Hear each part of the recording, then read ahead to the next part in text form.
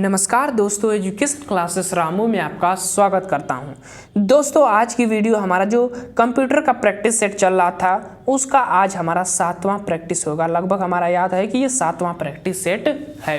इससे पहले आप 6 प्रैक्टिस सेट अगर आप नहीं देखे होंगे तो उन वीडियो को जरूर देखिएगा। कंप्यूटर से प्राइमरी सुपर टेट में 5 नंबर के जो काफ़ी बेसिक प्रश्न होते हैं वो पूछे जाते हैं।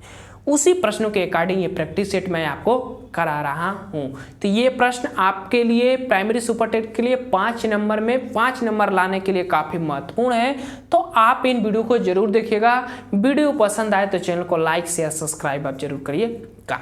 और एक चीज़ आपको बता दें कि शिक्षक भर्ती से रिलेटेड फ्री में नोट्स PDF चाहिए तो लिंक वीडियो के डिस्क्रिप्शन में टेलीग्राम चैनल का दिया गया है, वहाँ से जाकर आप ले सकते हैं। तो चलिए बिना देरी किए हुए अपने प्रैक्टिस सेट को स्टार्ट करते हैं। प्रश्न नंबर पहला है कि निम्न में से ऐप शिक्षण कार्य में उपयोगी है। निम्न में से कौन से ऐप शिक्षण कार्य में उपयोगी है वो आपको बताना है। Option A quiz app, B YouTube, C Google translator और डी इनमें से सभी। तो किस ऐप का प्रयोग शिक्षण कार्य में आप करते हैं? तो हम तो YouTube से भी पढ़ते हैं भाई, गूगल ट्रांसलेटर का भी कभी कभी प्रयोग करते हैं, क्विक पेज का भी प्रयोग करते हैं। तो हम तो डी पर जाएंगे और डी वाला विकल्प जो इसका सही हो जाएगा पहला का। ज़्यादातर मैं YouTube से प्रयोग करते हैं तो इनमें सभी अब शिक्षण कार्य में उपयोगी है, अति उपयोगी है, तो डी वाला विकल्प सही हो जाएगा। प्रश्न नंबर दूसरा, एक भाषा से दूसरी भाषा में अनुवाद के लिए किस ऐप का प्रयोग किया जाता है? एक भाषा से दूसरी भाषा में अनुवाद करने के लिए आप किस ऐप का प्रयोग करते हैं? ऑप्शन ए यूट्यूब, बी भीम और सी गूगल ट्रांसलेटर और डी म्यूजिक प्लेयर। अच्छा, हम गूगल पर एक भाषा से दूसरी भाषा में शब्दों को लिखकर प्रयोग कर सकते हैं। तो यूट्यूब तो होगा नहीं, तो सी वाला विकल्प जो है हमारा सही हो जाएगा दूसरा का। अनुवाद प्रयोग करने के लिए गूगल ट्रांसलेटर ऐप का इस्तेमाल किया जाता है। इससे विभिन्न भाषाएं उपलब्ध होती है गूगल ट्रांसलेटर पर। तो सी वाला विकल्प दूसरा का हमारा सही हो जाएगा। प्रश्न नंबर तीसरा, फ्री ईमेल सेवा के जन्मदाता हैं। फ्री ईमेल सेवा के जन्मदाता कौन है वो आपको बताना है। तो ऑप्शन है Bill Gates, B Azim Premji, C Sabeer Bhatia और डी बार्क। तो फ्री ईमेल के जन्मदाता कौन है? तो वो है शबीर भाटिया जी हैं। तो हमारा सी वाला विकल्प जो है तीसरा का सही हो जाएगा। फ्री ईमेल सेवा के जन्मदाता हैं। भारत की पहली फ्री ईमेल सेवा जिसे हॉटमेल कहा जाता है के लिए जन्मदाता भारत के शबीर भाटिया को माना जाता है। तो इम्पोर्टेंट प्रश्न है, शबीर भाटिया ध्यान रखिएगा। फ्री ईमेल के जन्मदाता भारत में, जिसको हॉटमेल भी कहा जाता है फ्री मेल को। प्रश्न नंबर 4, चैटिंग है। चैटिंग क्या है वो आपको बताना है। ऑप्शन ए है एक इंटरनेट स्टैंडर्ड है, बी इंटरनेट एरिया जहां किसी विषय पर चर्चा की जाती है, बी इंटरनेट पर संदेशों या फाइलों को भेजना और डी है एक रियल टाइम कनेक्शन है। रियल टाइम कनेक्शन इसको आप एक कह सकते हैं, डी वाला विकल्प कह रहा है। तो इसका जो विकल्प सही होगा वो होगा इंटरनेट एरिया जहां किसी विषय पर चर्चा की जाती है उसी को चैटिंग कहते हैं। तो बी वाला विकल्प जो है सही हो जाएगा। लगता है कि सभी सही है, लेकिन जहां पर किसी विषय पर चर्चा करते हैं, मान लीजिए आप चैटिंग कर रहे हैं तो किसी बात पर तो चर्चा कर रहे हैं, तो बी वाला विकल्प जो है हमारा सही हो जाएगा। Social media network Facebook, Twitter जहां किसी विषय पर चर्चा की जाती है।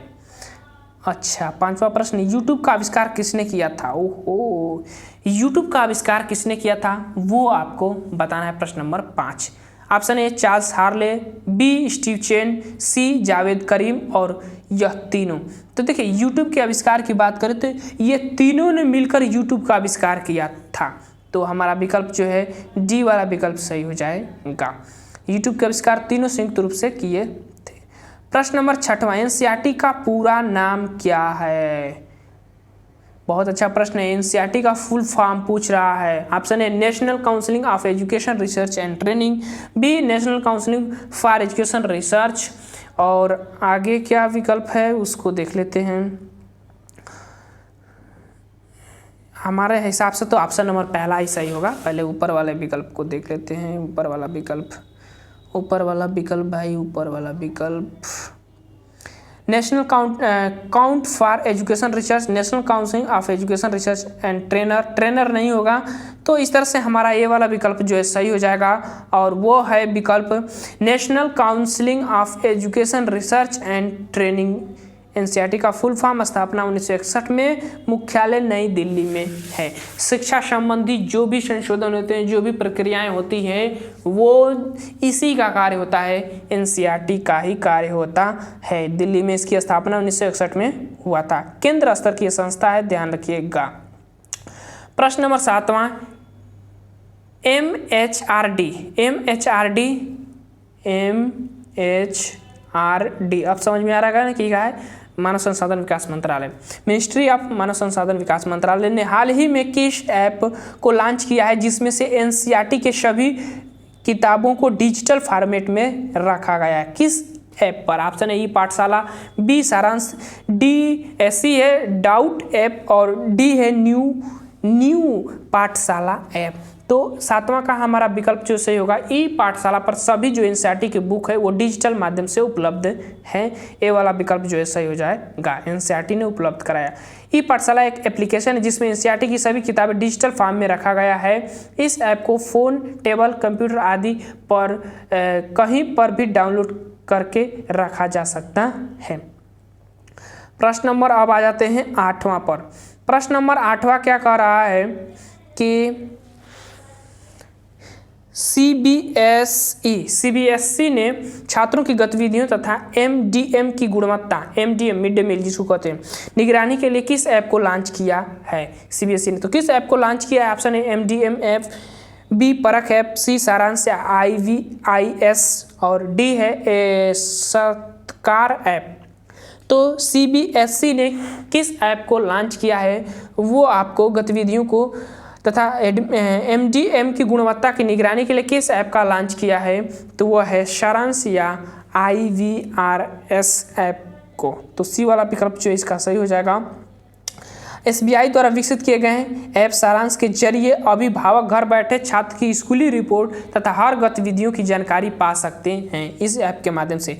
इसी प्रकार IVRS interactive voice response app में एमडीएम मिड डे मील की गुणवत्ता पर नज़र रख सकते हैं। तो ये ऐप दोनों महत्वपूर्ण हैं। सारांश ऐप से बच्चे की गतिविधियों को, और IVS ऐप से आप एमडीएम मिड डे मील जो है उसकी गुणवत्ता पर नज़र रख सकते हैं IVRS के माध्यम से। इम्पोर्टेंट है, ध्यान रखिएगा। प्रश्न नंबर 9, गूगल किसके द्वारा स्थापित किया गया? गूगल किसके द्वारा स्थापित किया गया वो आपको बताना है। ऑप्शन है लैरी पेज, और बी सर्गेई ब्रिन, और सी है ये बी दोनों, और डी है मार्क जुकरबर्ग। तो किसके द्वारा ये स्थापित किया गया था? गूगल किसके द्वारा स्थापित किया गया था? तो वो किया गया था सी वाला विकल्प, लैरी पेज और सर्गेई ब्रिन के द्वारा, इन दोनों के द्वारा। गूगल एक अमेरिकी बहुराष्ट्रीय सार्वजनिक कंपनी है। यह कंपनी स्टैनफोर्ड विश्वविद्यालय से PhD के 2 छात्र लैरी पेज व सर्गेई ब्रिन द्वारा स्थापित की गई है। तो ध्यान रखिएगा। ट्विटर का भी पूछ दिया है, ट्विटर के संस्थापक कौन है? तो ऑप्शन है जैक डार्सी तथा विलियम बी नोह ग्लास, सी बीज स्टोन, और डी ABC तीनों। तो ट्विटर के संस्थापक की अगर हम बात करें तो ये तीनों लोग आ जाते हैं। डी वाला विकल्प जो इसका सही हो जाएगा। ट्विटर एक मुख्य सोशल नेटवर्क है, सेवा है जो अपने उपयोगकर्ता को अपनी उद्गत जानकारी, जिन्हें ट्वीट कहते हैं, एक दूसरे को भेजने और पढ़ने की सुविधा देता है। इसके संस्थापन उपरोक्त 4 लोग हैं जो ऊपर विकल्प में दिए गए हैं। वो सभी जो है 4 लोगों का जैक डार्सी, मतलब ये 4 लोग थे। जैक डार्सी थे, विलियम और नोह ग्लास और बीज स्टोन थे। तो ये थे आज के हमारे 10 प्रश्न जो है प्रैक्टिस सेट 7वें के। तो वीडियो कैसा लगा? वीडियो अच्छा लगा तो वीडियो को लाइक शेयर सब्सक्राइब जरूर करिएगा। चलिए दोस्त, वीडियो को समाप्त करते हैं। Thank you for watching this video.